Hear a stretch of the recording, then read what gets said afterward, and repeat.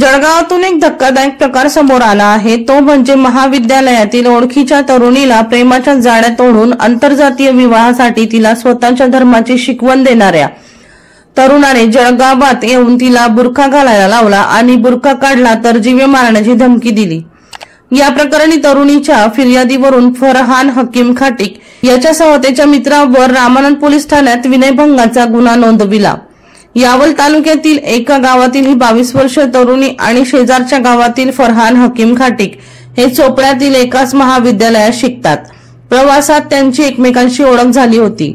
त्यातून त्याचे समाज माध्यमावर तरुणीला धमकावून बुरखा घालायला लावला।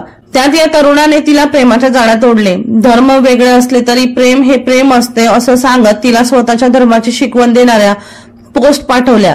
तिला आत्महत्येची धमकी देऊन लग्नासाठी होकार मिळवला होता असे फिर्यादीत म्हटले आहे।